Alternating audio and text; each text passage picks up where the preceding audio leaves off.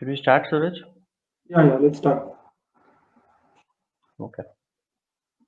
So, hello and welcome to the first of the many live streams that we're planning to do. Um, I'm Suraj Divakaran, and with me I have Anandan Pillai. We have known each other for a while now. Both of us have spent almost a decade into digital marketing.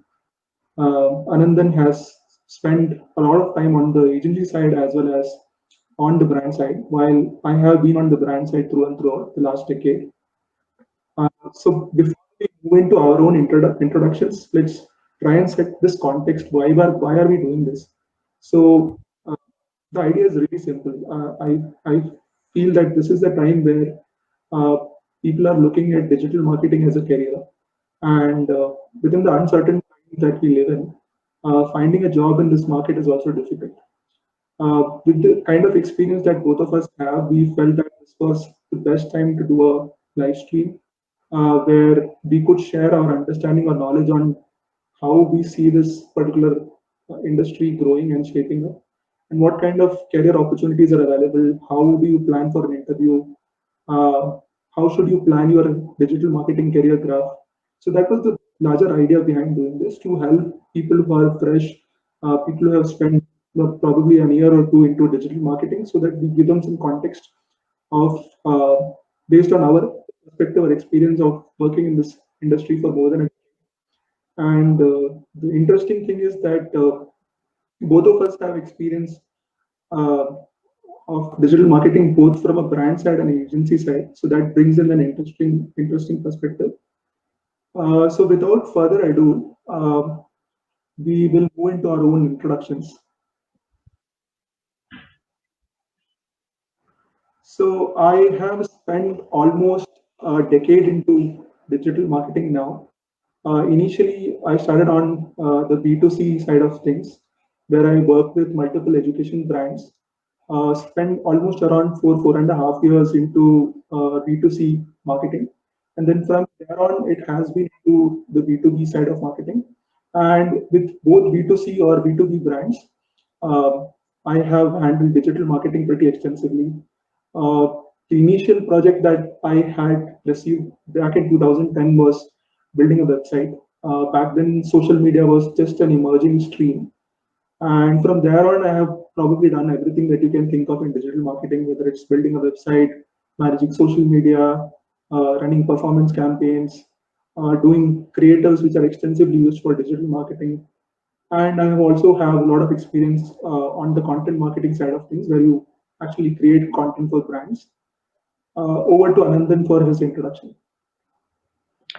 Hi everyone. Good evening, and thanks a lot for joining on a Saturday afternoon. I know it's very difficult for us to remain awake on a Saturday afternoon, but don't worry. We'll have enough inputs for you, and we value your time. So I have been in the digital feed since the days of Orkut. If any of you would have heard the first social network that Indians were exposed to, well before Facebook and Twitters of the world. So since over last 12 to 12 years, have been completely on digital field. Started my own agency in 2011, and then in between, have worked with small scale agencies and also global agencies. In between, for a couple of years, I went to a brand side, specifically, if I have to name it, HCL Technologies, where I spent 2 years there, and then came back to the agency side. So we started my career with just social media marketing, but then over the years have developed my own skill set across various parts of digital marketing. So today I handle most of the digital aspects, but I would people know me, or I am employed mostly for my paid media skills. So that's my specialization, but I have almost worked across social media or affiliate marketing, email, anything over the digital media.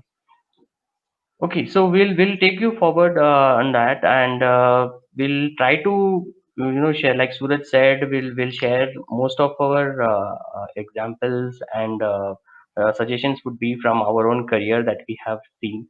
And these questions that we have taken or shortlisted are mainly from our networks on LinkedIn and Twitter, where continuously freshers come and ask us, or people who are new to the digital medium, they come and ask us where to start, how to start, what kind of job would I get. So those are the like frequently asked or FAQs that we face. So we both have tried to collate them and put forward before you, and hope you will get good insights from this from next 1 hour of our discussion. Yeah, so just to add to what Anandan said, the idea is we don't want to tell you what digital marketing is and give you the very basics of it. So, what will make this session more interesting is our own perspective. And both of us have a unique perspective because I have worked most of my time in brand side, and Anandan brings a rich experience from the agency side. Something that Anandan missed to tell you is that he's also a PhD in social media. Very few people that I know Okay. who actually in social media. So it should actually be a Dr. Anandan Pillai, but he said he didn't want to put the doctor in his name. So let's move on to the next slide. Okay. So we felt that it was very important to set context of, because if you are someone who doesn't have any understanding of what digital marketing is, uh, digital marketing is in a nutshell promoting, creating awareness or generating business for a brand digitally. So there are different channels that you can use to promote your brand or generate business digitally. So you have SEM, which is short form for search engine marketing. You have SEO, which is search engine optimization. Then you have social media, which I'm sure all of you guys are aware of. And then you have display ads that you see on different websites, starting from Times of India to Facebook to any other website that you can think of, which are small banners that you usually see on the websites, where either brands are trying to create awareness for a certain product or service that they have, or they're trying to sell you something. Then you have videos. I'm sure you've heard of videos, so I'll not go there and explain it. And then you have mobile. So mobile is not actually a channel. We have plugged that into this slide because we feel that majority of content, how it gets consumed in India, is now on mobile. If you look at any platform, the majority of audience use that platform on mobile now, because if you looking at tier 2 and tier 3 cities, majority of the consumption of how end customers use a certain product happens on mobile. So that's one of the reasons we put mobile to this particular slide. So I'll quickly also explain what each of those look like. So if you're particularly looking at SEM, which is short form for search engine marketing, it is basically paid ads that you see on Google search. So every time you put in a keyword in Google search, there is this first ad that shows up on top. So that particular ad is a paid ad. Search engine marketing is a technique that you use to sort of showcase that ad. And the tool that is used for it is called Google AdWords. I'll not go into details of how it is done because this session is to give you a brief overview. SEO again is on the same, when you type in a certain keyword, you also get a lot of results which are organic in nature, which is basically they don't run a paid ad, but they show up on the search results because those websites have actually optimized for that particular keyword using making changes to the code that they have on the website, which is meta description, title tags, where you need a developer, where you also need to have some understanding of how this is to be done, plugging in the right keywords, writing a copy that sort of makes it easier for the website to rank for that particular keyword. And then you have display ads. Display ads we are all aware of. So we have all seen them on a day-to-day basis on different websites that we use for our own needs. And then you have video. I think most of us are aware of videos. Like for instance, the most intrusive ones are the videos that you see on YouTube. Like before you go and check a video, you have those ads that appear. So those are paid ones. Then you have also organic videos, which a lot of brands sort of create to reach out to their consumers, either to sell a product or create awareness. And then you have the whole social media business, which I think As Anandan mentioned sometime back, when we started in 2009-10, it was largely Orkut and then Facebook. Then slowly now we have platforms like TikTok, Snapchat, so many of them. I mean, it's now very difficult to keep track of each of those platforms. And then you have mobile. While it's not a channel, but there are a lot of things that there is this large segment called mobile marketing now because everything happens on apps, and you need someone who actively manages those apps and markets those apps. So you have specific roles that are designed for mobile marketing now. So besides being a large medium to reach out to people, there are very specific tailored roles in mobile marketing as well. Going to the next slide. So I think I'll leave ask Anandan to sort of explain what the value chain looks like as of now. Right. So, I assume most of us understand, that in any marketing activity, there are multiple players involved, and each player has a certain role to play, right? So, if we have to just understand, like, how does a digital marketing value chain looks like? So this is the simplest thing that one can understand. So it starts with a brand. So for example, there is a brand like Coca-Cola who wants to advertise and market their brands. Now, how do they advertise it? So they would go to a certain agency or a media agency who will take whose help they will take. For example, we have mentioned here this group M is one of the names, but you would have heard of names like maybe Dentsu, Isobar, or Performix, or those kind of. There are multiple agencies, both national and international level. They help brands to buy media or buy media space from certain publishers. So here on the slide you can see an example, say Google, but it can also be say a Facebook or Twitter, LinkedIn or Snapchat or TikTok, anything, or maybe it can be a Times of India or a Cricinfo. So anywhere where you want to show your digital media ads, the agency will help the brand to buy media space on those publisher destinations. And finally, the user as a customer, when we go to these websites or when we are on Facebook or when we are on TikTok, we see the ads, right? So that's how that's how the entire value chain gets completed. So the point the from the point a brand decides to advertise the product, they would need a certain agency to help them to buy the media space on the publisher's side, and then the publisher works along with the agency and the brand to show the ads to the end customer. Yeah, so just to add to what Anandan said, what is also happening now is initially in the market you had the brand and the agency.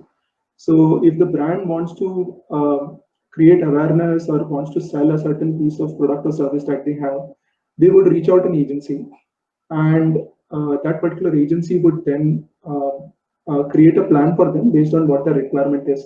So if, say, for instance, I'm a Coca-Cola and I want to create more awareness for my products during Diwali. So I would want to create a campaign where I'll create some piece of content and then reach out to a group and tell them that, okay, help me to market this piece of content. So they will go and buy media from different publishers. It could be anything from a Times Internet to a Google to uh, any other publication that you can think of, any player that is in the space where they create content. And ultimately, what happens is Coca-Cola would work very closely with GroupM to create a plan, and they would say we have 100 rupees to spend. So then, what GroupM does is takes that 100 rupees and buys media for Coca-Cola to create awareness for that campaign. And they could use a channel like Google, where they would spend that entire 100 rupees on Google, and Google would then put out ads in front of customers who would see that particular ad and decide for themselves whether they want to buy or not. So this is the whole value chain. But one thing that's now changed a bit in this value chain is there are also instances where the brand would skip the intermediary. So the intermediary in this case is agency, and directly go to the publisher and buy inventory from them. That is also happening now. So in that case, what happens is the publisher becomes the agency for the brand. You have someone who will manage your account, and this happens when the brand has a lot of money with them. So let's say if you have $100 million to spend, and that's a lot of money, you can go directly to Google, and Google would say, okay, I will help you out. I will put someone on your account who will manage your account and give you a tailored plan, and also help you with creators for all you know, because Google has a lot of intelligence on what kind of creators work on their platform, what kind of content are people consuming. So they have got a lot of intelligence on that front. Anything that Anandan you want to add here?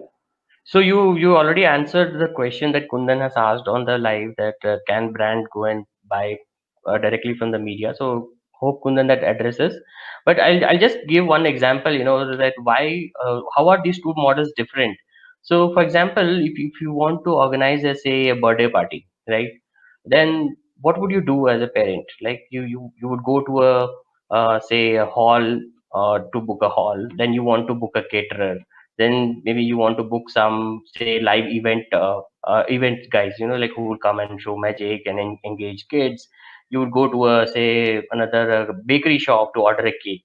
So you have to go to 4 5 different places, right? So you are looking for 4 to 5 vendors, while instead of that, the other option that you have is that you just go and hire an event management company, or someone who manages the birthday parties. Like you give the contract to them, so you don't have to worry about all the back end activities. So that guy is responsible to manage everything, right from hall, decoration, food, cake, attendees, everything, right? So you can just go to the party, have fun, and come back.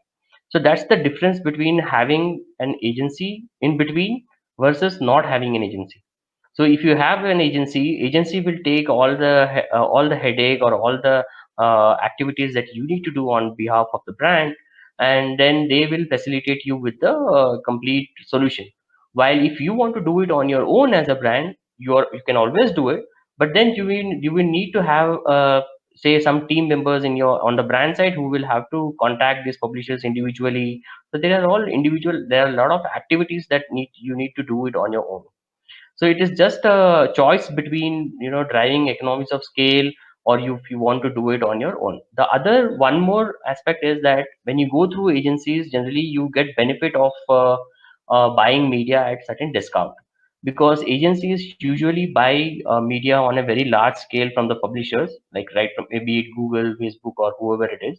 So they get the media at a certain discount, and that discount usually gets passed to the brands.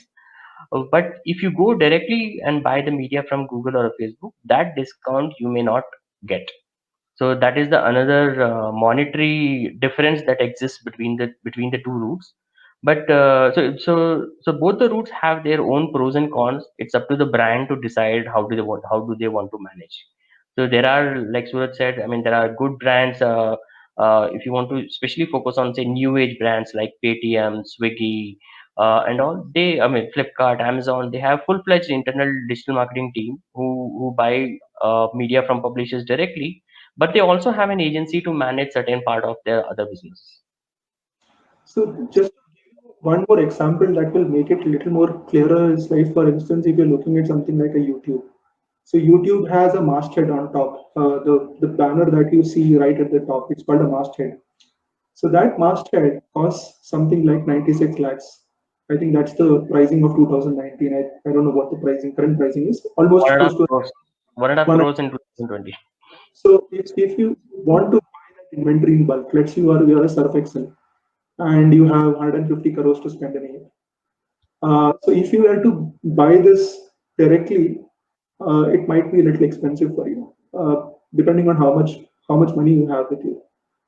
So if you go to a GroupM has to buy the same inventory for 10 other clients it has. So GroupM works with a Surf Excel, it also works with a PNG, it also works with other larger clients which have similar kind of budget. So what happens is really economies of scale, because they have to buy this in bulk and they have 10 different clients which are asking for the same inventory. They will get it at a much cheaper price compared to you buying it directly from YouTube, or you buying it from a smaller agency which might not have that kind of bandwidth. So that is what happens. And for instance, what if you are a group and if you are managing Surf Excel, Surf Excel knows for a fact that it has 200 crores to spend on media for the entire year.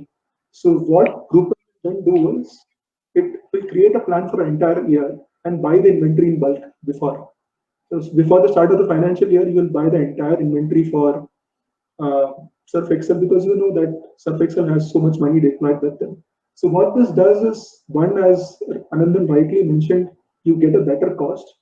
There is no challenges in terms of program management because Groupam is going to handle this and they're handling it for a lot of other clients that they have. And the third thing is that there's better planning. If you were to do this, you will have to hire a resource who has to manage this. He has to speak to 10 different publishers depending on how much money you have. If you just have 100 rupees to spend, it becomes much easier. But if you have 1,000 crores to spend, then this becomes a very complex affair. So having an agency in place sort of simplifies, reduces your headache. And the other advantage is that on Drupal you have specialists. You have people who have done this for many, many, many years. Whereas on the brand side, if you're a Coca-Cola, you might not have people who have that kind of experience. Anything else that you want to add, Anandan, before we move to the next slide? No, we can move to next slide. So Gokul and Ajish will come back to your question. Just hold on to it. I've seen your question. We'll come back to it. Okay. So this is a pretty interesting slide. Wanted to tell you what a day in a life of a marketer looks like, and I think I will answer from a brand side, and Anandan will answer from an agency side, right? Okay, so there are good and bad days. I'm not going to talk about the bad days. So any good day and a given day, the marketer, especially on the brand side, does a lot of stakeholder management. Now, what do I mean by stakeholder management? So let's say if you're working with a B2B brand and you want to create awareness for a certain product or service that you have, um, so you have to create a brief. So brief is where you explain to the agency as to what your business objective is and what is the marketing objective based on that business objective. So the business objective could be increase sales by 100 CR, 100 crores this year. While the marketing objective could be both. It could be creating awareness and also selling. So what you would do is you create a brief. Brief is a document where you tell the agency who your target audience is, uh, what is it that you are trying to do, what is your business objective, what is your marketing objective, how much money do you have, what kind of awareness do you want to create, which channels do you want to use. You want to use digital, specifically what channels are you looking at. So that's a document which explains to the agency as to what you're trying to do, explains the rationale and also gives them a brief idea of who our target audience is, what are the kind of challenges they have, so that the agency then can come back to you with a plan of a campaign, which could be anything from creating a website to creating a piece of content that ultimately gets seen by the end customers. So that is brief development. Then there is stakeholder management, which is again part of brief development because when you're developing a brief, you have to speak to multiple teams within your company. They could be a product team, they could be a service team, they could be people within the marketing team. If you are a part of a very large marketing team, you let's say, for instance, you're part of a global marketing team, you might have to also speak to different regions, North America, Latin America. If you are doing this with a very India-centric team, then you also have to speak to different regions, salespeople to sort of understand what's going on in the market, what's going on. And besides that, there are a lot of other ancillary activities which are again connected to this, which is doing competition research. So, for instance, if you work with an IT company, you would want to understand what other IT companies in the space are doing, what kind of campaigns are they running, what kind of creatives are they putting out. So, you want to also gather that kind of intelligence so that you develop a better brief, ultimately a better campaign. And while doing all of this, obviously there is you have to get internal buy-in from different teams. So, for instance, if you are a marketing manager, you have to speak to your boss, who's the chief marketing officer, who has to again talk to sales heads, product heads, see you at time if it's a larger campaign involved. And while you do all of this, you have to coordinate with the agency as well, because they are the ones who are ultimately going to help you with the overall campaign. And then in midst of all of this, you have reviews, weekly meetings, right? All of this happens in a day, but so on certain days it gets very busy when, depending on the seasonality. So if you're on a B2C side, then Like say for instance, on a Diwali could be a really busy time for you because usually that's a time when a lot of B2C brands would come out with some sort of campaign. If you're on B2B side, it's again seasonal depending on how your business is. So quarter one, quarter two, and quarter four are usually busier because Q3 is when uh, Christmas happens and a lot of people go on leave. So that's more of a lull for B2B brands. Over to Anandan for the agency side of things. Okay, before that, I mean, the purpose of this slide was into that many of the youngsters have this doubt, whether I should join a brand side or an agency side. So that was the purpose behind this slide. That how do you envisage that what will be your job look like, on a daily basis, right? So most of the things that Suraj said would also apply on the agency side. Just that what he said was mostly from an internal organization perspective, while from an agency side you would be doing the same thing. You would check the reports of what happened yesterday. You would want to rework on the campaign calibrations, whether you want to increase the budget, decrease the budget depending on the client instructions, or like Suraj said, they would share the brief. So if a client is sharing any brief, then you would have to start working on it, plan on it, start thinking that how you want to address that questions of the brief. How do you want to tackle the problem that the client has shared? So that's an other end of the spectrum. So that's how the life is on the agency side. So bit more, I would say, you need to be more multitasking, and because you might be working on not one client, but you might be working on say three or four clients on the agency side, unless you work on a very large brand. During in your tenure, right? So I'm seeing a couple of my friends on the live who are from Group M. I know they work for one large brand, so in their life it's like maybe simple, like they work for one client.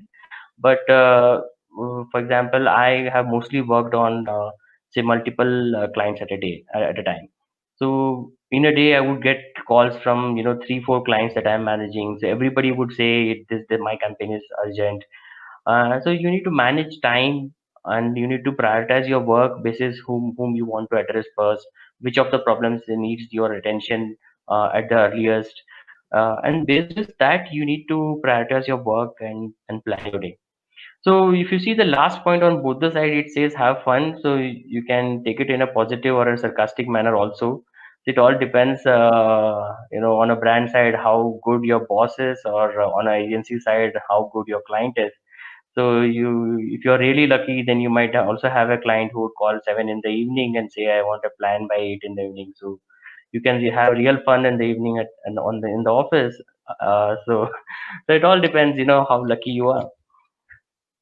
So just to add to what Anand said, I think on the brand side also, while we have to multitask, at times what happens is you could be a brand manager of an FMCG company which has multiple products.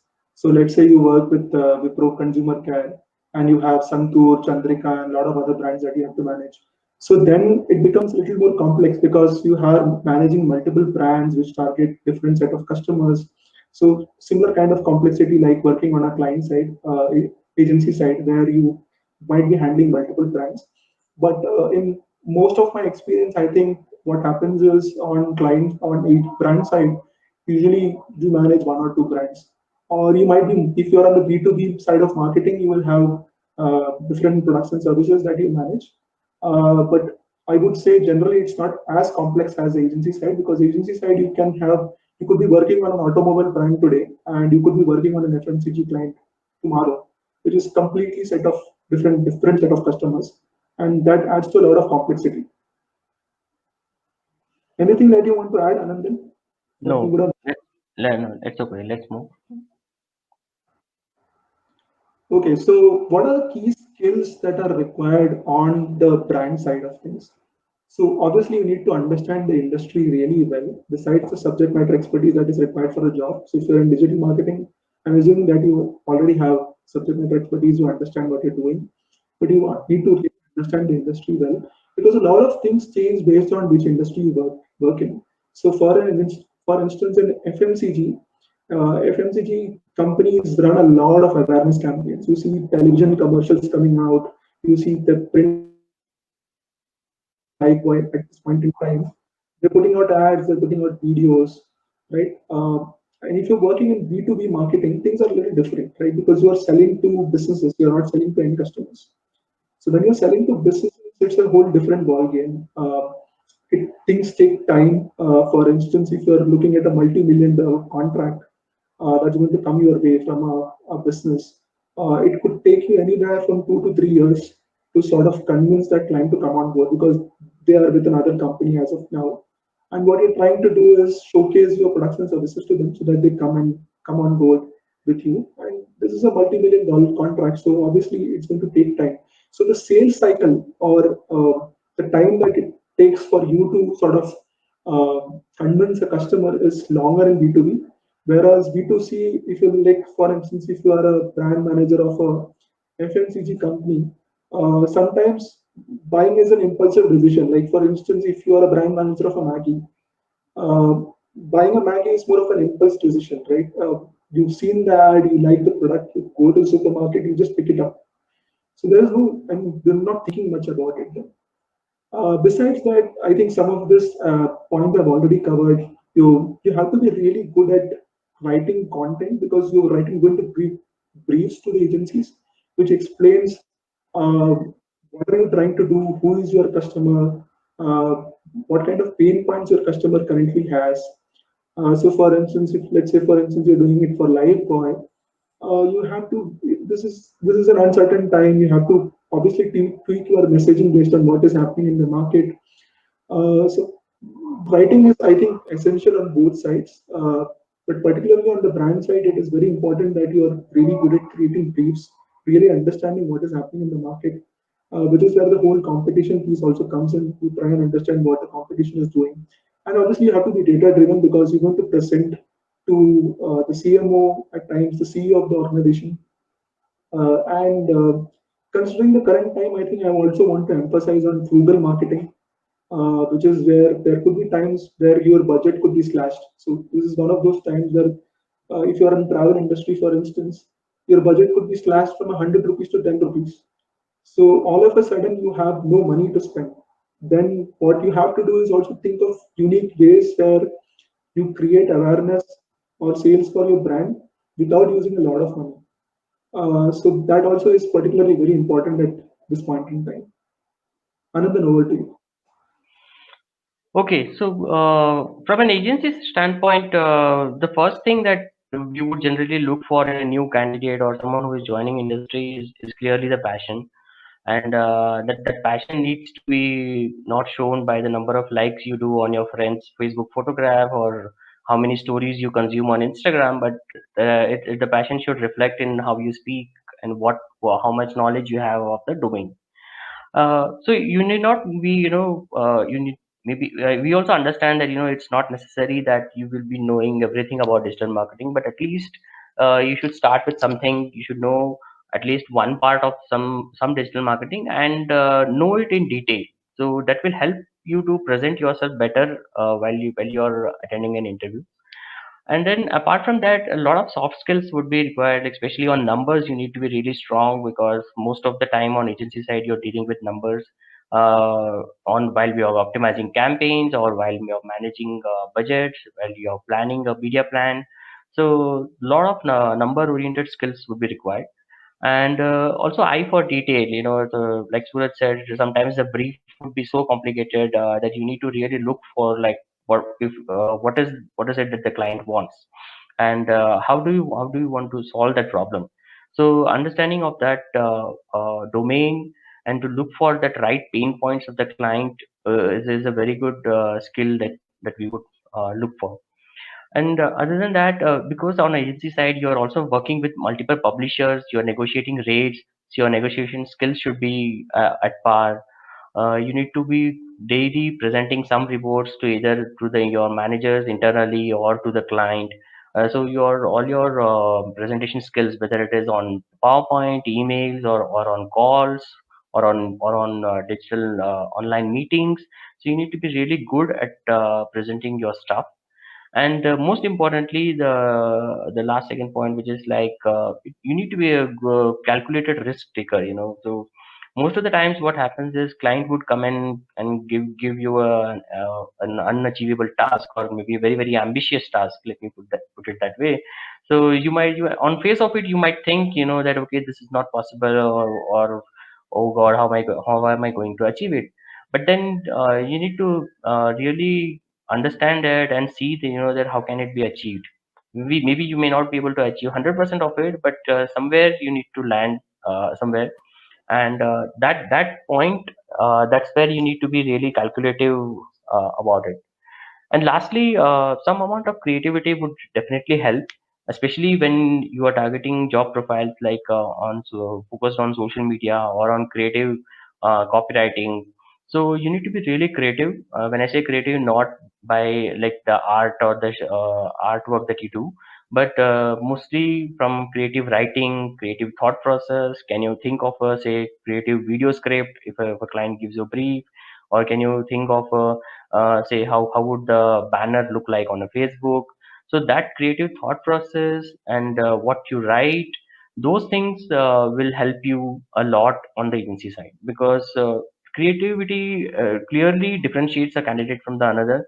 No matter, maybe if we have say two candidates, both of them good on numbers, on presentation skills, and also on negotiation skills, but if we have find one candidate better on creativity, then generally that candidate gets an upper edge. Yeah, I think even the brand side, I think you need to be really creative because um, I think that is what differentiates you from the rest of the candidates. Sometimes it's about understanding what is happening in the market and sort of using that intelligence to build from there on. So I think that is an aspect that is important on both sides, but particularly on the agency side, I think it's also about diversity, as I think I mentioned. You could be working on multiple accounts, so it's not that you're just working on one single account. So you be working on automobile on one day, you might be working on FMCG another day. So it also requires you to understand multiple industries and use the insights from there to build a really good idea that resonates with your audience. Right. Let's move forward. Yeah. So where should we start? So I think there are multiple ways to answer this, but I would answer this from my experience. So I got my first job offer from the brand side, and I think over time I sort of got very used to working on the brand side because the agency side, the life is a little different, as I mentioned. You have to work on multiple accounts. You have to work in multiple industries at times. The work culture is also very different because on the brand side, I think typically you have a 9 to 5 job, which sort of stretches to 6, 7, 8, depending on what kind of work you are doing, uh, which is true for agency side as well. But agency side, I think culture is a little informal. So in your initial years, if you join an agency, you work there, I think you sort of get adapted to that kind of work life. So for instance, um, agency side, there is no fixed time when people come to work. It's not that you have to be at office at 9. You could be coming into the office at 10, 11, finishing off your work by 10 in the night and going back home. Whereas on agency side, irrespective of how much work you have a fixed time. There's no time to go back to work, home, but obviously that depends on your work. On certain days, it gets very busy. But obviously, I feel that there is cultural differences depending on which company that you're working on. Even on brand side, there are companies which have a very informal kind of a work culture. But those are far and few, quite frankly. I mean, based on my experience of working with 6, 7 companies, um, but as I think as something that you've covered before, it's the focus is on a single industry. So if you're working with an IT firm, you are part of that industry. You're not getting experience of exposure of any other industries from apart from that particular industry that you work in. And I think one interesting thing working on brand side is I think you have an internal view of decision making. So a lot of times what happens is the brand has multiple agencies that they work with. So let's say, for instance, I'm a Coca-Cola and Groupon is one of my agencies. Groupon has a certain view of what is happening in Coca-Cola, but they don't have an internal view. They don't understand all the decisions that Coca-Cola is taking because Coca-Cola works with multiple agencies. One. The second is that a lot of information is confidential in nature, which you probably wouldn't share with the client. So, being an insider, you will have much better understanding of what is happening with your brand because you work with multiple agencies, not just one. So that is something I think that internal view also gives you a deeper understanding of the business that you work in besides doing your marketing role. Over to Anandan. Okay, so I think that's a that's a good way to put it. So similarly on agency side, so life is very I would say multitasking oriented because continuously you might be working on multiple accounts.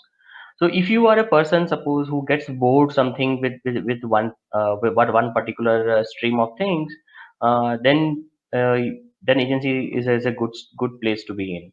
Otherwise, if you are a person, who are complex, who is complacent, who wants to go deeper into one particular thing, you want to understand it in a much better manner, in a holistic manner. So then you should be working on a brand side. So it's completely dependent on a person's personality. So, for example, Suraj and I have a very different personality. I have been mostly of my last 10 to 11 years. I have mostly 9 years have been on agency side and just 2 years on brand side.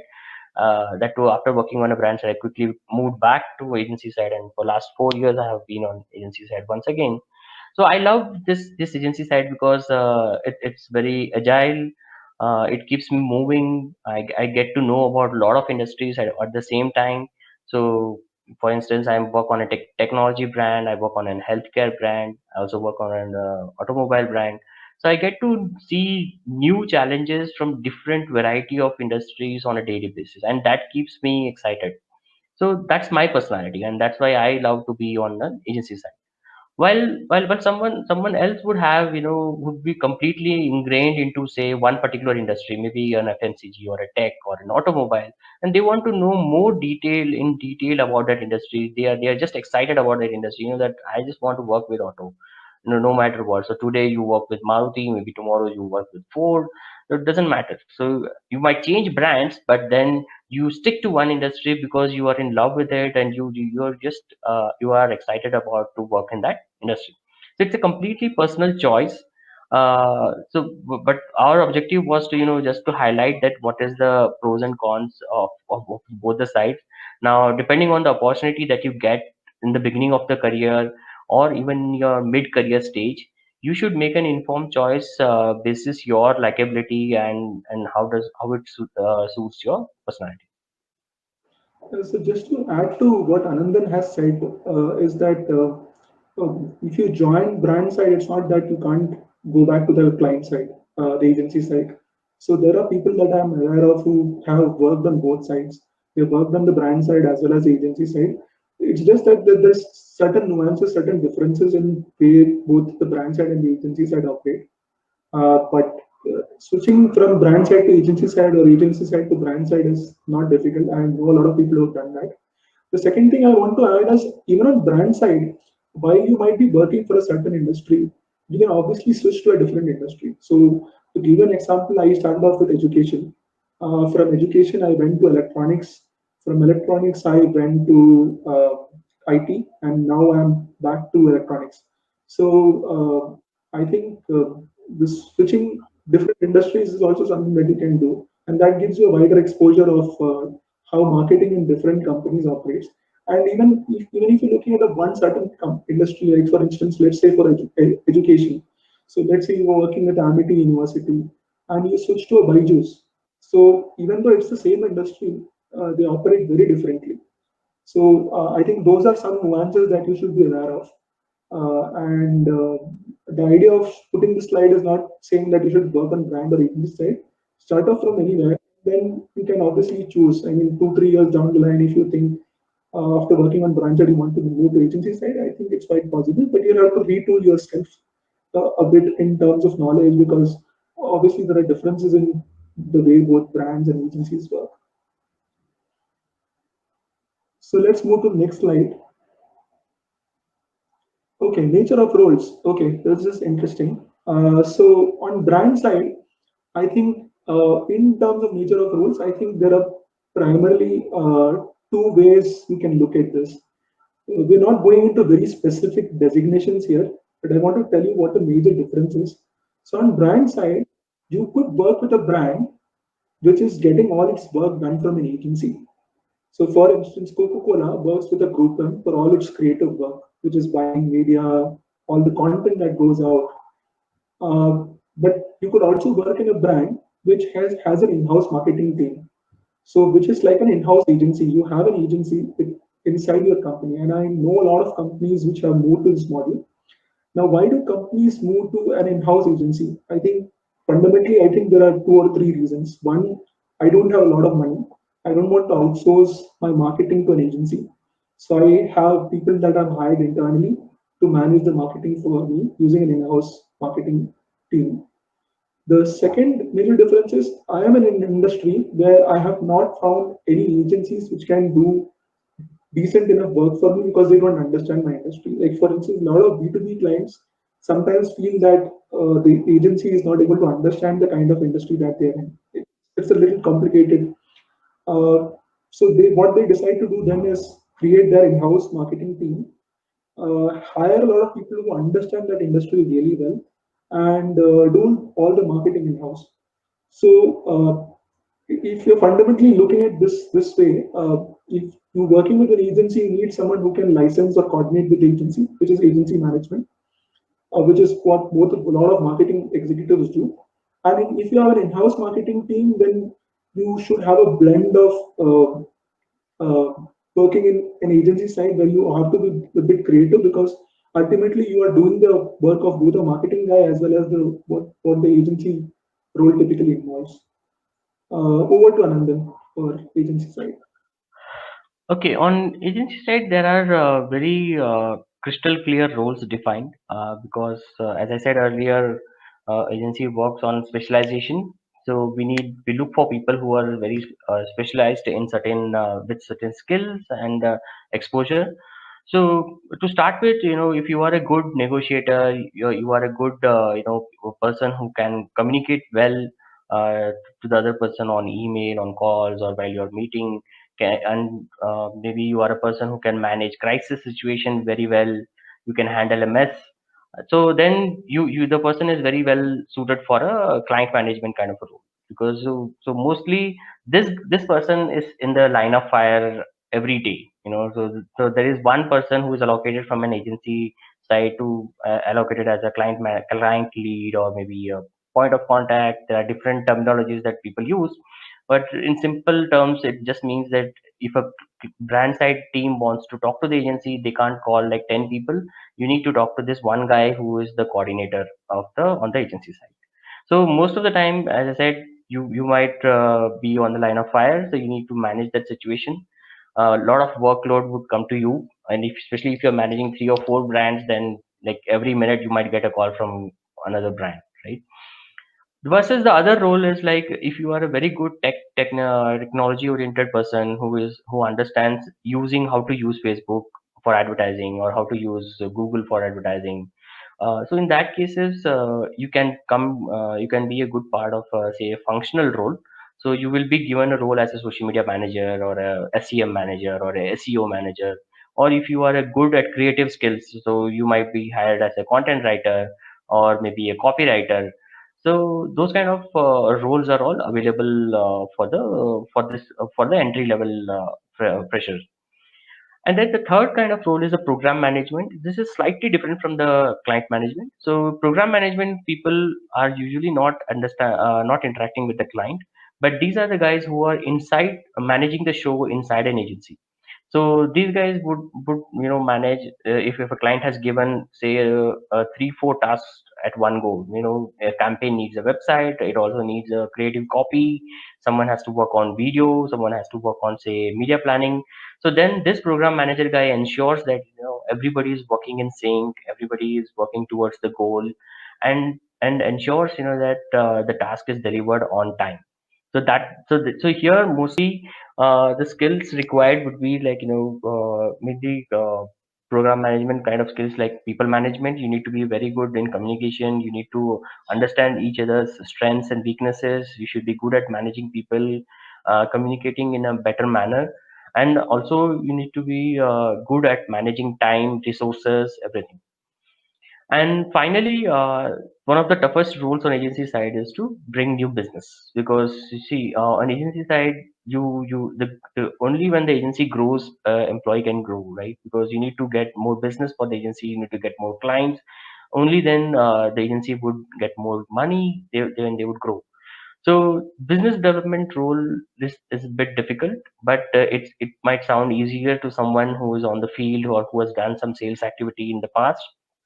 For them it's easier. So here mostly you would be on field, not in an AC room, so whole day, like almost half of the day you might spend meeting new clients, meeting new different opportunities, or you are part of different pitches, presenting the pitch to the client.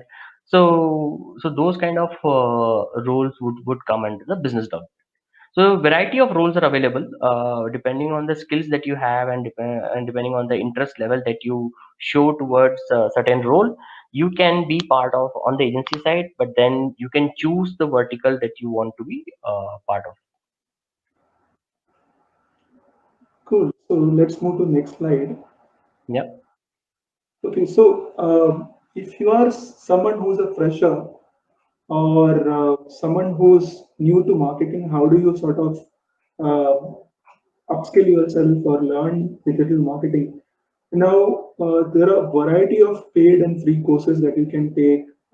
If you want to learn digital marketing, you can go to Coursera, Udemy, Upgrad, Simply Learn. There are so many of those sites where you can go and learn digital marketing. There are free courses that you can take from Google, HubSpot, Moz. But something I will tell you is that the courses are really if you want to learn the basics. But if you really understand how things work, I would always suggest that you start learning by doing. So, for instance, if you want to understand how Google AdWords work, which is the tool that you use for running paid ads on Google search, uh, the best way to learn it is spend 2000 rupees on it, run a campaign, and see how it goes. Right? You can do this with a dummy site, and that will give you a much more better, deeper understanding of how things work compared to doing any course. The courses will give you knowledge; they will give you basic understanding of how things work. But it is always better to practice something. Right? If you want to learn how to build a website, the best way to learn it is to build a website. It is not to take a course. The course will tell you how to do it, but I mean, doing it firsthand will give you a lot more experience than reading something. Uh, then on top of that, I think you can listen to a lot of experts in the industry. So if you're looking at something like SEO, there are people you should follow like Rand Fishkin, Bill Reynolds, so many of them that you can listen and understand because those guys have years and years of experience doing this. So they will have a unique perspective on how should you approach it. But beyond that, I think the larger thing that I want to emphasize on is no matter how many courses you do, doing this in practice is a lot different than reading theory. Over to Anandan. I think Suraj has covered mostly, so I don't have to add much. But yeah, the idea is very clear. You know that you can learn how to make a pot by seeing a nice YouTube video, but unless you dirty your hands on the sand, you can't or the clay, you won't know how to make it actually, right? So you need to really get into the shoes of a person, work. Even if you get any opportunity to work on especially the college graduates like who are in the last year, if you get time and if you get opportunity to work on some internships or some project assignments which the companies usually offer, so you should take it and try to experience it uh, from a practical point of view rather than what you would have just studied in the textbooks and what you might have been taught in the classroom. And apart from that, like Suraj said, take out some money out of your pocket money or some part of your salary, invest on your own learning. So not in terms of learning something, but maybe create a Facebook campaign, maybe for 500 rupees, 1,000 rupees. Run a Facebook campaign and see, experience the platform, what kind of results it throws, and then try to experiment with it. So unless you do your own self experiments, learning would be really really slow. So if you just think, I will go to some agency or some training institute, pay them 50,000 rupees and imagine and wait for a day that you would be handed a 10 lakh rupees job, then that's not going to happen, because any no matter from where you get the certificate, once you attend an interview, mostly you would be evaluated on the skills, the knowledge, the practical exposure that you might have. So you need to be actively involved to in order to prove that you are really uh, fit for the job. Suraj? Cool. Yeah, next, let's move to the next one. Okay, so once you have acquired that knowledge, understanding of digital marketing, how do you sort of prepare for a job and what are the next steps involved? So whenever you go for an interview, and I think this is general gyan, which is before you're going for the interview, understand what are the company that you're applying to, what kind of business it is into, what are some of the challenges that they currently have. Look at all the previous work that they've done. So what are the kind of campaigns that they run? So for instance, if you're applying to a life boy, you have to understand what the company does, what are the nature of roles offered.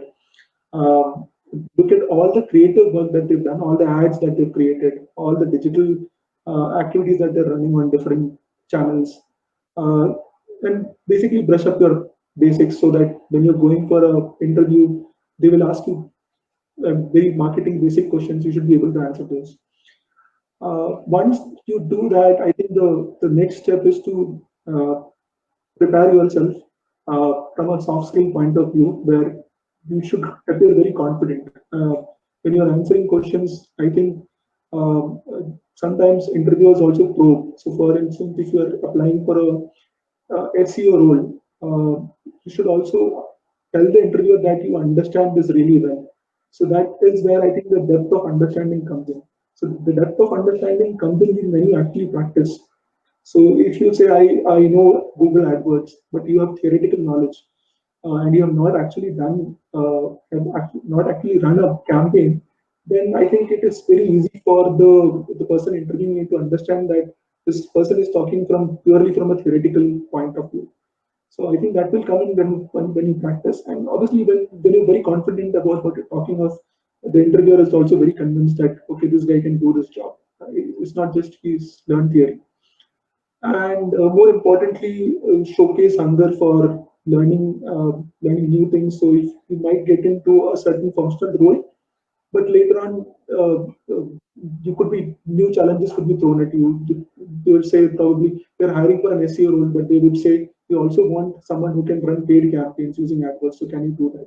So that can also possibly happen. So it is important to be prepared really well, have depth of understanding that can come with practice. Anandan, you want to take the other 2 points on the slide?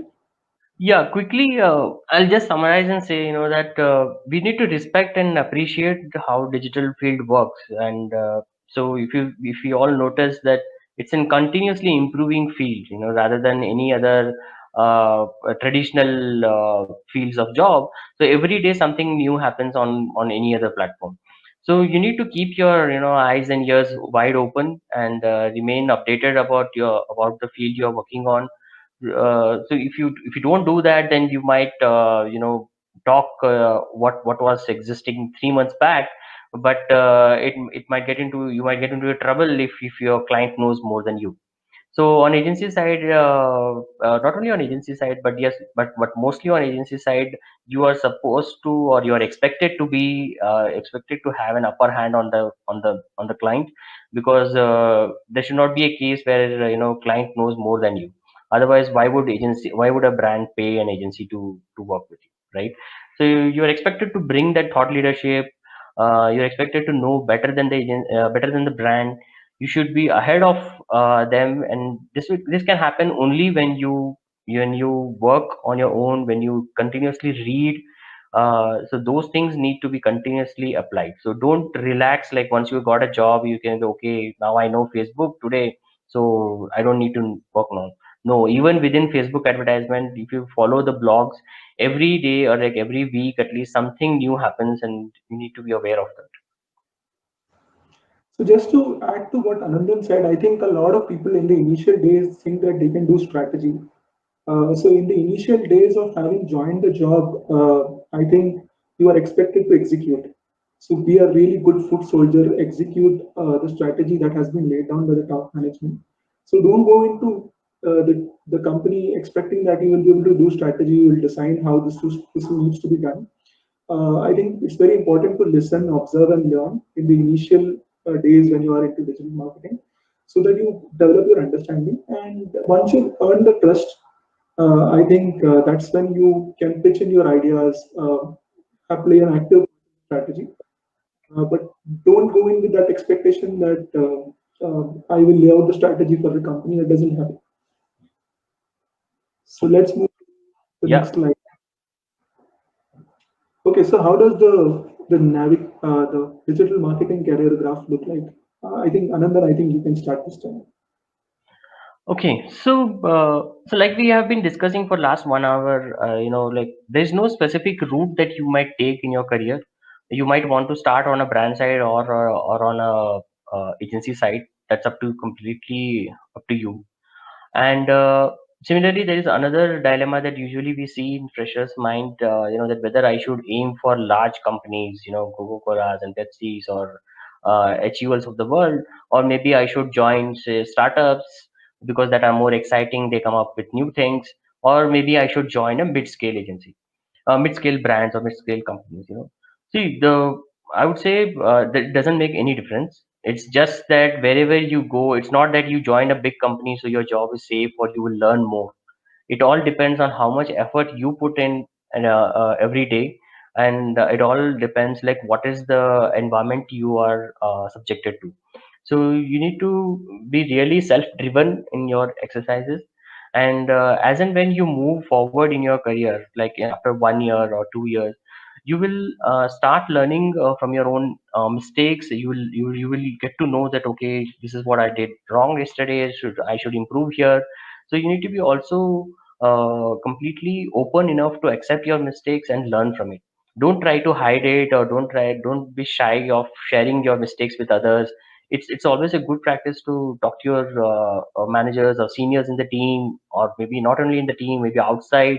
You need to network on different platforms or LinkedIn, Twitter. Ask anyone how to improve on certain things, and and can gradually move forward.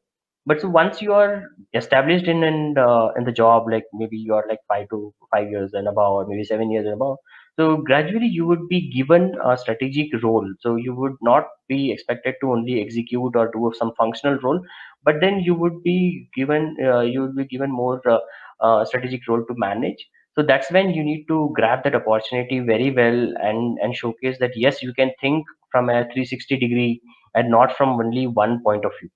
So once you are in that spot, so you may like become like a brand manager on a brand side, or a marketing manager on a brand side, or maybe a client lead on an agency side, where you're not only managing one function, but you're managing the entire business of the client. You are responsible for the entire client's business.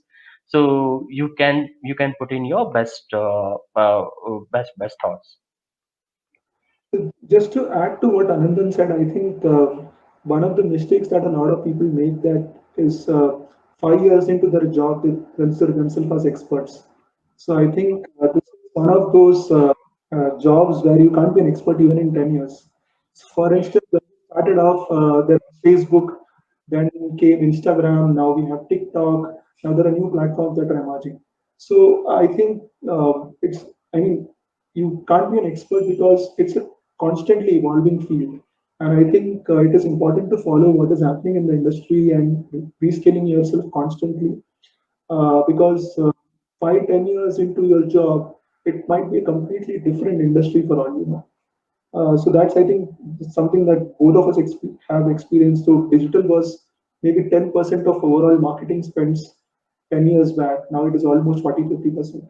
So when obviously the money that is chasing digital increases, obviously the lot more revenues that exist today that didn't exist 10 years back.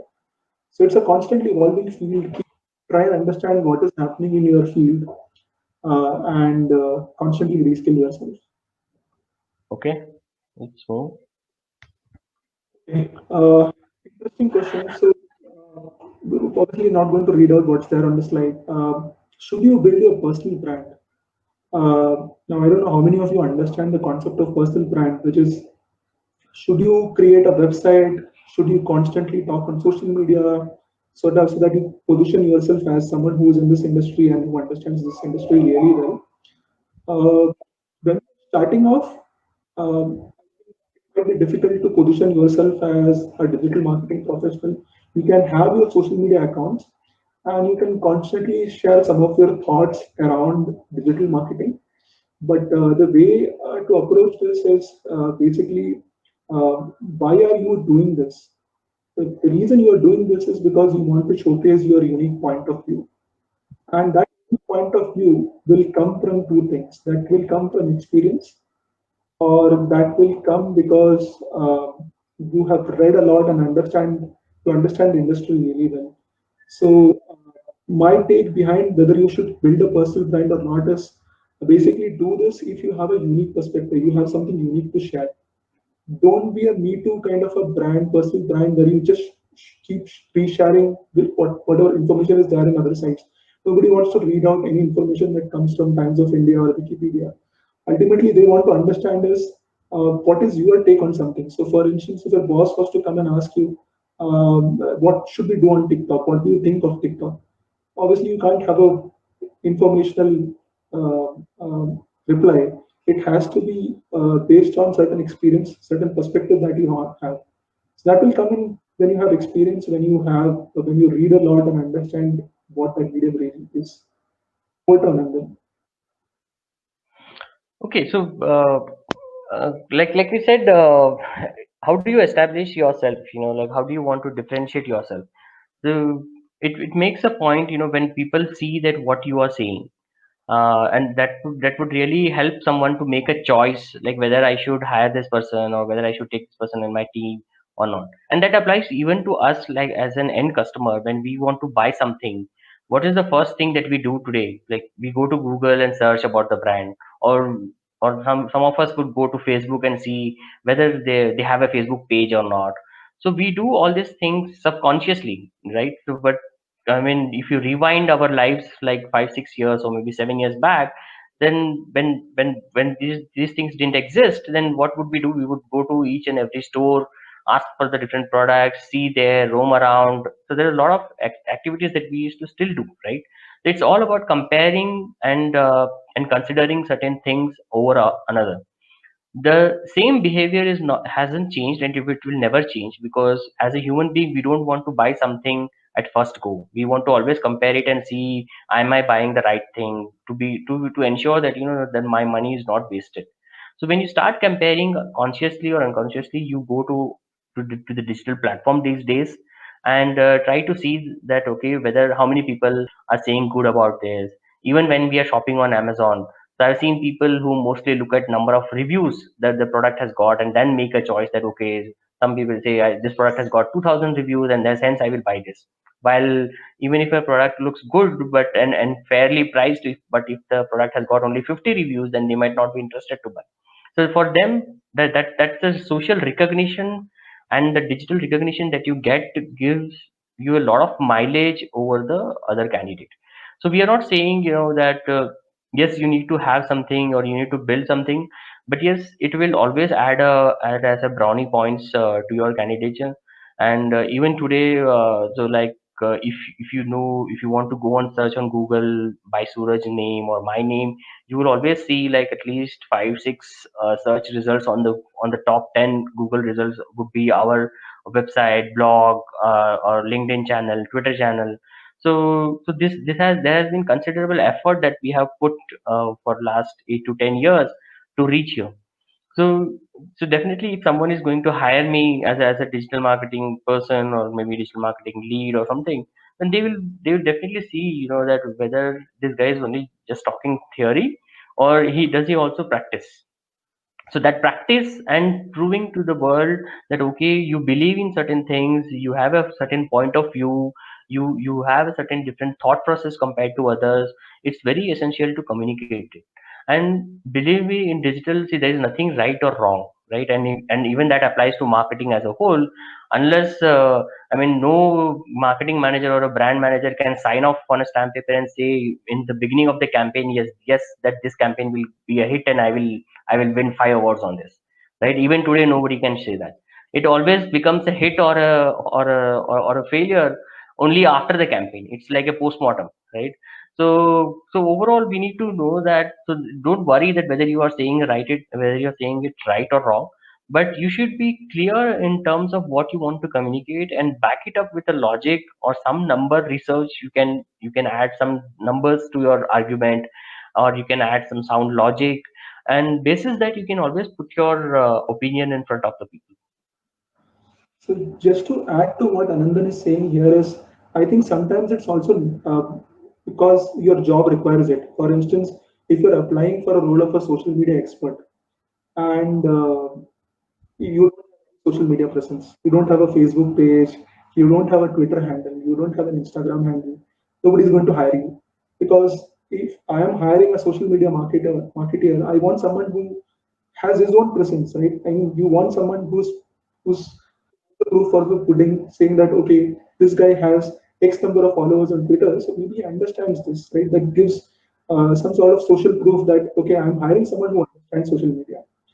Uh, the second aspect that I want to sort of talk of is, for instance, if you're applying for a content marketing role, uh, any company that you apply to will ask for some samples, right? I want to see some articles that you've written. Sometimes you wouldn't have samples because obviously you not work for any brand. But having a blog and writing articles on that particular blog will also serve you in that cause. You can share this article across to the company that is hiring and tell them this is what something I've written, right? And that gives them a window to understand how good your writing is. So sometimes I think it is also a necessity from a job point of view. Yeah, Anything I'll that just add one point, Suraj. So that's a good point that Suraj ended with, and I know someone from my LinkedIn network. So that person, what she does is ahead of any of the international or like major festivals, say a Friendship Day or maybe a World Day, something like that. So what she does is she imagines herself to be an agency, and she creates different posts for different brands and posts it on LinkedIn just just to show her creativity and her portfolio. Now nobody has asked her to do it, right? It's just her passion and her commitment, which shows that okay, if she was managing that brand, then how would she approach for that particular day? Because everybody knows that okay, these are common days, right? Is it a Diwali or a Friendship Day or a Holi or a World Health Day or a yoga day? So these are all common days which happen every year. So you can show your creativity, you can show your media planning, maybe you can create sample media plans for these days, assuming that you are managing a particular brand, and create a portfolio of yours. And when you go to an interview, so you're not just talking theory, okay, I know this, I know that, but you can also showcase that okay, this is what your thought process is, this is how you can think differently. So that showcasing is what will help, and that showcasing can happen through your blog, through your LinkedIn channel, maybe through your Twitter, or if you are very good at recording videos, you can shoot videos on and record and upload it on your YouTube channel, and use that as a proof point of your knowledge and thought process. Okay, so I think this is something that we have fairly covered in all the previous slides as well. Yeah, we can move. We can skip this.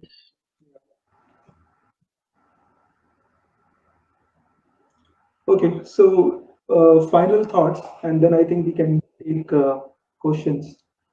I think it is, I mean, 3, 5, 10 years into the industry, I think you need to be very selfless. You have to share what you know. And sharing what you know is also important from the perspective of networking with people. You have to, like, for instance, if you're on brand side and you have limited exposure compared to agency side, you work on multiple industries maximum. So in that case, I think it is important to talk to people. So I talk to Anand and I talk to other of my ex-colleagues. So I get a better understanding of what is happening in the market because sometimes you have a very narrow window to what is happening in the world besides whatever you read online or the books that you can get hold of. So selflessly share and also understand what is happening in the industry, follow some of the trends. There are a lot of people who are generating really good content when it comes to marketing, particularly in India. There are people like Indrani Chakrabarti. There are a lot of people who are on LinkedIn who are sharing their knowledge selflessly. So go and read that up. And I think that gives you a different view of how things work because 5, 10 years into the industry, it feels like you're kind of jaded. You understand everything, but there could be someone out there who's doing it very differently than you are. And I think you will not understand that perspective if you don't talk to people in the industry, don't read content, don't follow the subject matter experts in your industry. And I think it is also important that every 5 years you think of, okay, what is it that I am good at and what is it that I don't know? So that you make a checklist and sort of follow that checklist and understand what all things you're missing out on so that you can reskill yourself. Over to Anandan. Okay, I would say for me, most important thing is to have a real passion for this field, overall digital marketing, irrespective of whether you end up working on a brand side or a client side, doesn't matter. But you need to really be engrossed into this industry. It's not like a engineering or an MBA degree that you did it just because of your parents told you or your friends did it, so you also did it. So it's not the case here because this is going to build a career out of it, and you can really make or break your career from this point of. So and if you don't have passion, then you will also what will happen is after a couple of years you will feel frustrated that you need to continuously learn, you need to continuously improve because you might think कि अरे एक दिन job मिल गया तो I'm done. No, it's not done. So even like after 10 years today, both of us, read a lot. We go through certification programs. Even today, continuously update ourselves. So if you ask us, is it really needed? Then no, it's not needed. I mean, our jobs are secure. But that doesn't stop there because if you don't update yourself, if you don't read, then you won't talk sense today, right? So something which might have changed yesterday and you are not updated, then you might not be sounding great to your clients or to your team. So you need to have that hunger or fire within to continuously read, continuously improvise, and get going every day. So every day is a struggle, and especially on agency side compared to brand side, it's bit tough to work, especially on workload. The timings are odd. Many times you might have to sacrifice your weekends or even on festivals. There have been days when, I mean, there have been years when I have worked on Diwali day also because my client's campaign was supposed to go live. So you are always under pressure, a lot of pressure on the agency side. So if you are a person who can maintain that temperament and you are able to really work hard, then you should choose agency. Okay, I think we can go to questions now. Yeah. Okay, so I think we have already answered one of the questions that Gokul had asked. Um, No, okay, I'll just answer one more from Gokul where he said, is there a huge difference in buying terms of buying directly or from the agency? So Gokul, the difference is not much. It is manageable, but in terms of monetary. But when you consider the difference in terms of effort, then there is a huge effort difference. Because on a brand side, you cannot afford to have uh, 5 or 6 specialists of each function, versus agency side would easily hire them specialists because one SEM executive in an agency side might be working on 3 different clients. So that's how they make money and that's how they monetize. While on a brand side, it might be very difficult to hire one person specifically for SEM unless you are a really, really large brand who is dependent on SEM. And the second point is that if you recollect that the example that Suraj said about the YouTube masthead, so similarly there are many such roadblock properties or the premium properties that you book for a day or a week or something like that. Those kind of properties are difficult to buy from directly from the publishers, because most of these properties are bought by the agencies advance, because agencies pay for the entire year and they would block the properties and then resell it to their clients. So that is the another big difference of buying directly from an agency, or from directly from a publisher, or going through an agency route. Okay, moving on to the next question, and this is from Ajish. What do you have to say about the attitude of slashing marketing budget and the increasing pressure on proving the marketing effectiveness to bring in ROI? I think I'll get to answer this because I think he'll have a better perspective on this. Yeah. So, it's a good question, and yes, every day marketers we all want more, right? Even if we are having a pani puri of 20 rupees, we always wait for that one extra pani puri to be given in the queue. So it applies to imagine a brand who is spending crores of rupees a year. So definitely they don't want to just spend and sit there idle. So they want the performance to be delivered. They want to know whether investing on social media versus a search engine marketing has helped them better or not, or whether investing on Facebook versus a Twitter or a TikTok has what's the difference? Should I invest on TikTok at all or not? So those performance elements are definitely coming into picture, and it is one of the challenges that both the brand side, the marketers are facing, and hence they pushing it towards the agency. So agency is always are evaluated on the performance aspects. So that is not going to go away, and every passing day it's going to be more strict and more aggressive. So the life is not that great. So if you are thinking, if you are a person, some people think digital marketing is all about a cool job. You just have to spend time on Facebook. So if it is the case, then you have a very wrong impression about the job. Because if someone is spending even say 10,000 rupees on Facebook, the client would expect to get a return of at least 15,000 or 20,000. Yeah, just to add to what Anandan is saying here, I think brands are also increasingly selling online. Now, I can't think of many brands who don't sell online, but don't sell online. Yeah. So, in the current situation, I mean, think of it. I mean, most brands are selling online. So, if they are selling online, then obviously performance-based marketing comes into picture, and that is basically about generating business, right? You have to create awareness, but at the end of the day, you have to sell the product or service that you're pitching to customers. So, I don't think that's an aspect that you can run away from. But I think it is important. Okay. Moving Next. to the next question. This is from DK, which is Google Master. How you buy a day wise for complete 1 year? We can't know what when the client want to do a campaign. Okay, DK. So it's called Masthead, Masthead, head, Masthead. So that's a premium property, and obviously, so like I think I answered that. As a brand, you cannot go and buy directly from the Google. It's very difficult.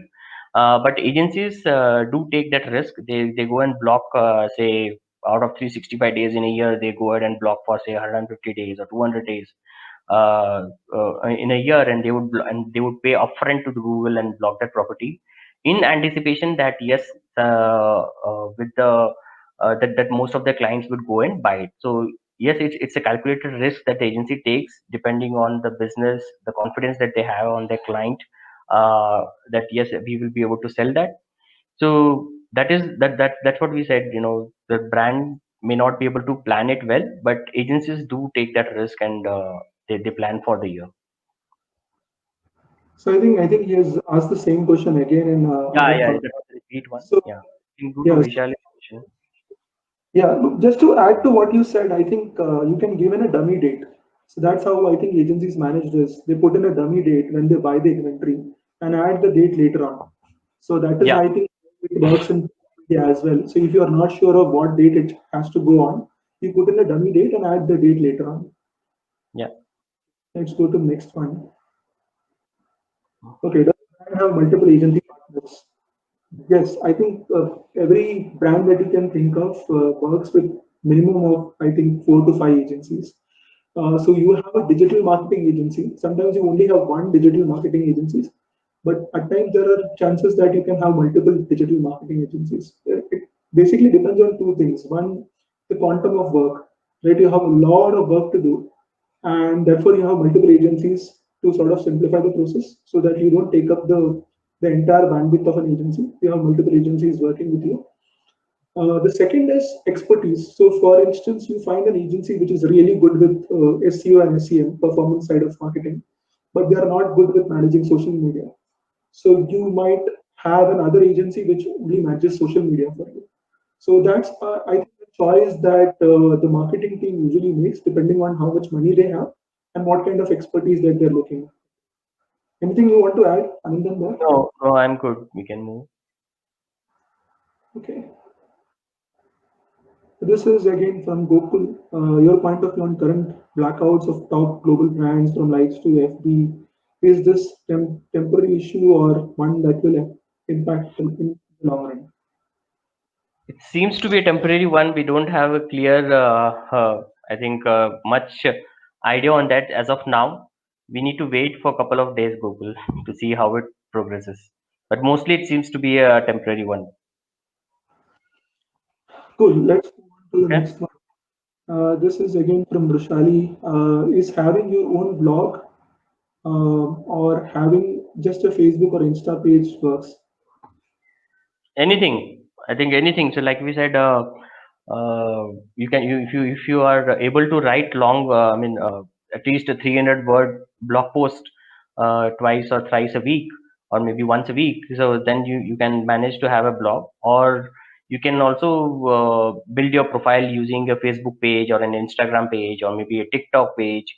Or if you're good at shooting videos, like we said, you can also have an YouTube channel and record your videos and put them.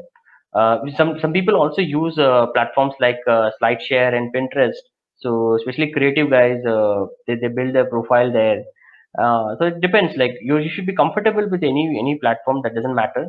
But what you would be evaluated on is basically how are you displaying your skills and how well you are able to articulate yourself.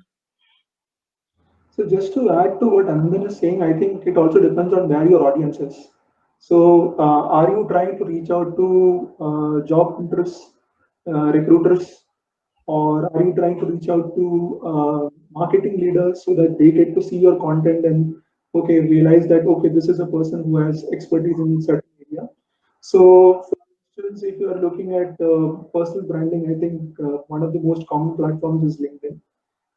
But you can also look at creating a presence across different channels because how it works is, I think, the same content can be there on multiple platforms as well. I personally don't see a challenge because people have their own preference how they consume content. They could consume content from your website, they could consume content from Facebook, LinkedIn.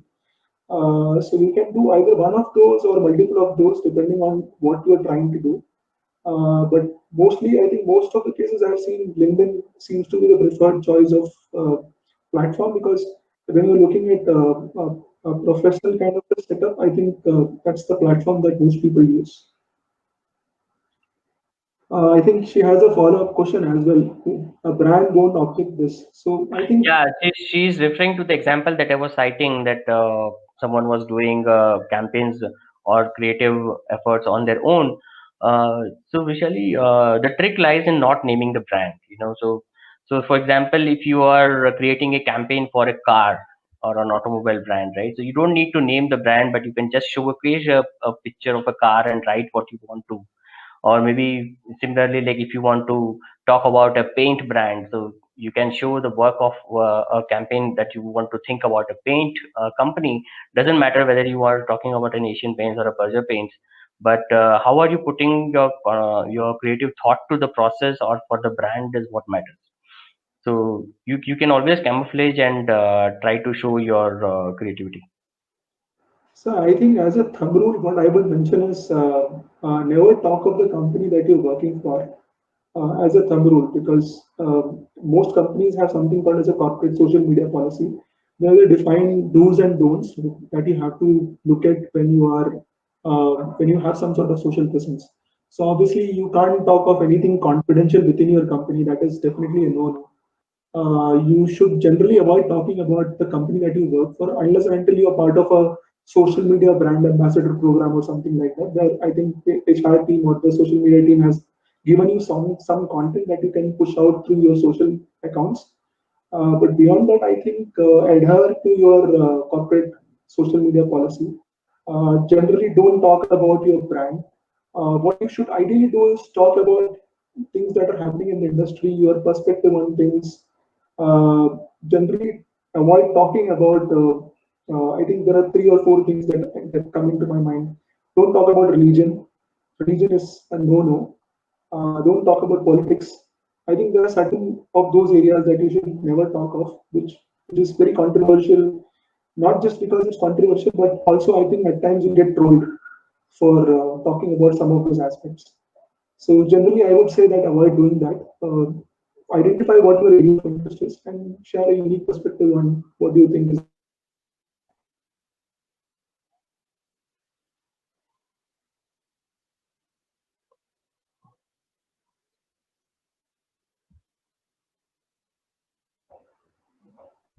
Okay, let's move.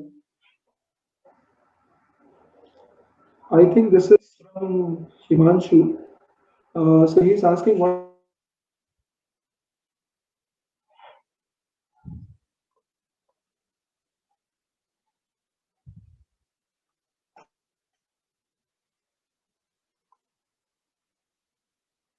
Hello.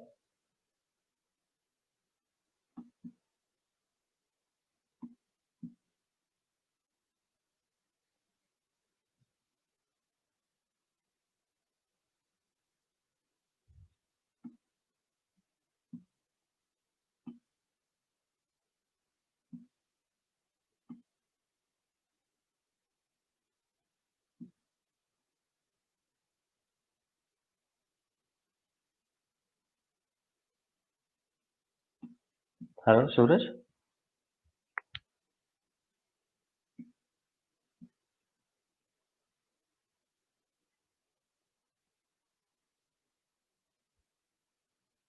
Okay, I think Suraj had some issue. I'll take that, Himanshu. Uh, See, mainly sales and marketing. It doesn't matter whether it is in India or outside.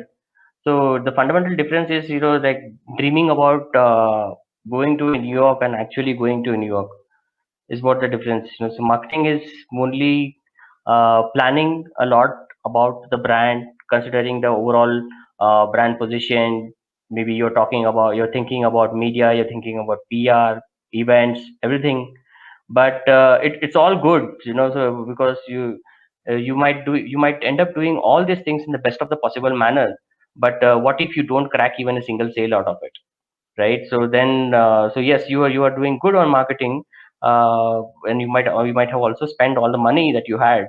But if you don't end up cracking a sale out of it, then we would be in a real trouble. So sales is very, in very simpler terms, is to get money out of the customer's pocket. Unless and until that happens, everything would stop at a marketing level. Yes, Suraj, you you want to add something? I So answered it. yeah, I think the lines between sales and marketing are also blurring to a certain extent because there are a lot of companies, for instance, like e-commerce, where I think sales and marketing are very closely integrated because the entire business is done online. So I think in that case, I think you can't escape from a role which has some amount of dependence on bringing in generating sales. So I think that's common for a lot of industries where the business happens generally online. Yeah. Okay. Next. Shub- So Uh, there's a question by Shubham which says, do certification courses, those offered by Google, are really valued? Yes, Shubham, definitely they are valued. And they also, if you would have noticed, most of the Google certification courses come with a validity. So they mostly expire in 1 year, and some of the courses expire in 2 years. So, and hence, I said in earlier that we also go through certifications regularly to keep ourselves updated. So yes, it is very much accepted in the industry. Okay, cool. Moving on to the next one. Is there a shift from traditional marketing to digital during recent times across industries? Mostly, yes, Suraj. So, yes, we are seeing most of spends happening on digital because that's the only platform where, given the scenario, like not many people can go outside. They have to be in their homes and order and deliver. So yes, so a lot of spends that we are seeing these days are moving towards digital compared to the traditional medium. So especially some of the traditional media channels like outdoor and all are completely struggling because people are not going outside. So why would a brand put up a hoarding somewhere? So that's completely struggling.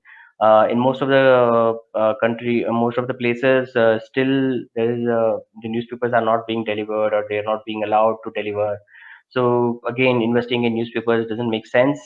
So yes, the digital and most of the time, if you have seen these days in newspapers, it's mentioned or there are a lot of reports which says that due to free time available at people's time, so they are spending we all are spending more time on digital platforms like either maybe on Hotstar, Amazon Prime, or maybe on Facebook, on digital channels. So obviously the focus towards digital has increased in last few months. Okay, let's move on to the next one. Yeah. So this is from Bhuvan. What courses are available in DM? Actually, a lot. I mean, there are so many of them. Uh, I think if you're looking at any of the educational platforms like Coursera, Udemy, edX, I think all of them have digital marketing courses that you can look at. There are sites like Upgrad, Simply Learn, Market Motive, so many of them which are offering digital marketing courses. You could look at any of them based on what you're looking at. If you're looking at to learn this, there are 3 to 6 month courses that you can take. There are also full-time courses like MBA in marketing or MBA PG in digital marketing that you can look at, depending on what you're trying to do. I think if you're already in a digital marketing role, then I would say that look at the certification, which is something like 3 to 6 months. If you are a fresh graduate, probably you could look at a certification, or you can also look at a postgraduate degree that you can do in digital marketing. There are so many of the uh, educational setups offering those. But beyond that, I think as I mentioned, also look at practicing a lot of things that you learn, because theoretical knowledge is great because you need a course from a certain institute on your CV that makes you look good and tells the recruiter that okay, you know this. But beyond that, I think also practice is very important. When you go into the technical round of things, they would obviously look at understanding how much you know, and they would try to understand what how much knowledge you have, and I think that is where the practice element comes in. Yeah. Okay. Okay. I think this is from Chandan. How can one start a career in digital marketing? One has no idea. So I think the most important thing that you should do is, even before you look at any of the courses, is try and read up as much as possible. And I think there are a lot of places you can start off with. From a Google search to a Wikipedia, try and understand what this is, how it works. I think we have given a very brief overview of how things generally happen in digital marketing, but try and read up as much as possible. See whether it interests you, and you find it exciting. I think once you are clear that you feel excited about it, you feel excited about the prospect of working in digital marketing, the next step is to skill yourself. That you can do through free courses, paid courses. You can obviously read books, you can practice it, and I think then you should look at applying for a job. Anything that you want to add, Anandan? No, I think that's about it. So maybe you don't want to put yourself in a trouble and you want to read everything that is available, but you need to limit your choices and start from any one thing. So either you start from Google or from Facebook, and even within Google there are like 5 6 streams that you can go and start. So maybe you can start with one simple thing and try your hands on it. So once you gain confidence, then you can gradually increase your exposure to the other thing. Okay. Moving on to the next one. This is from again Bhuvan. So Bhuvan is asking, how should one find the perfect audience? So I think it's not about finding the perfect audience. I think it's about understanding who your audience is and where you can find them.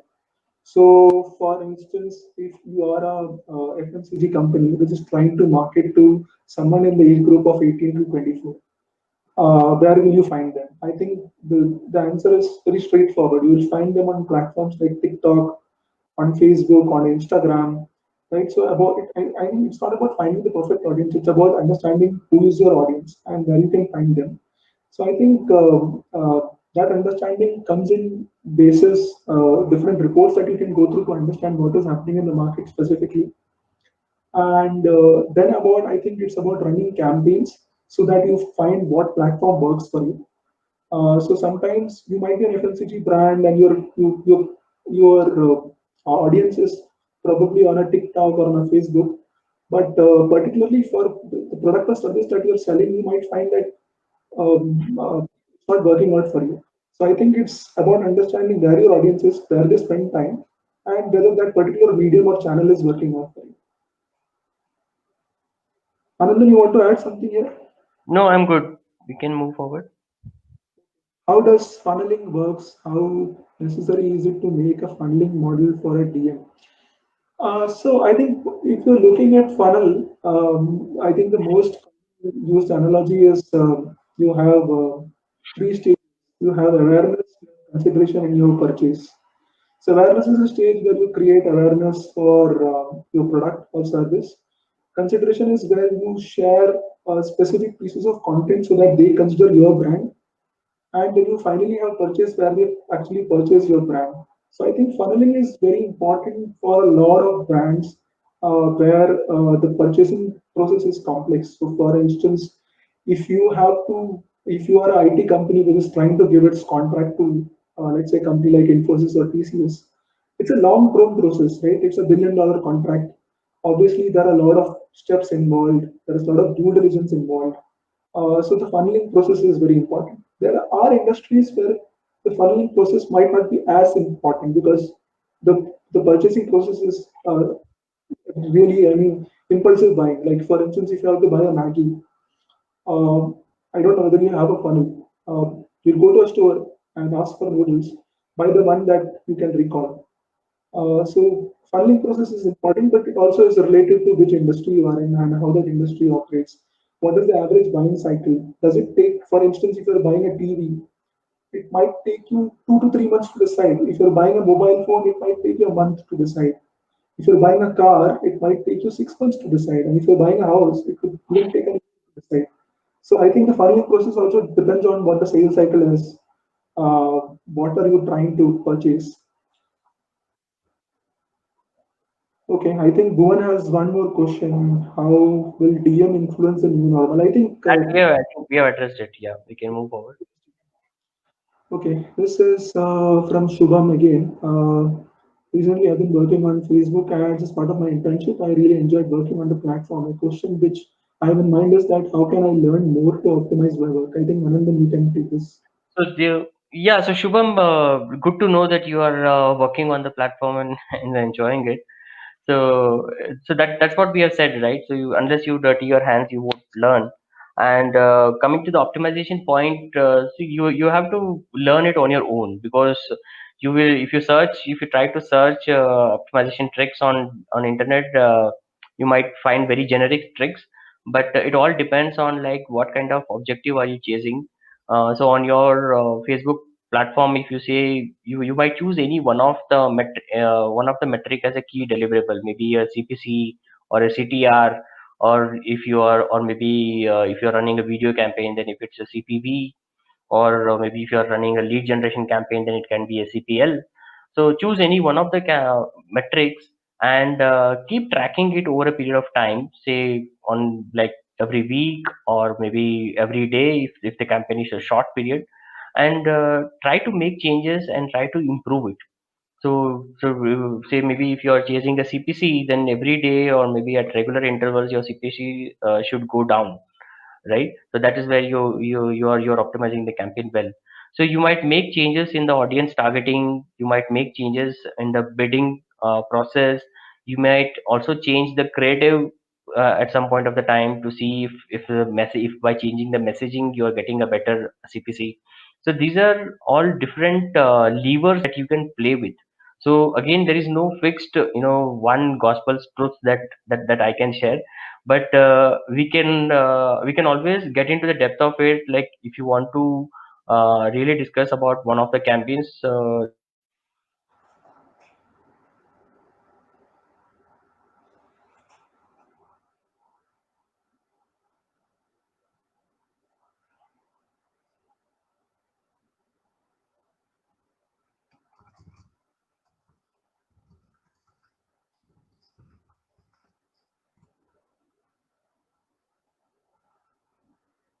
I think we have lost Anandan there. Give it a minute. I think he'll join back.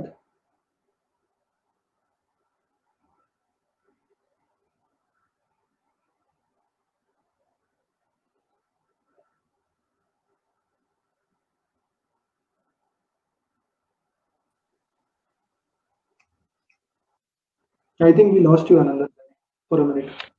yeah. Yeah, so I was saying that you can choose any of the particular metric and get into the depth of it and keep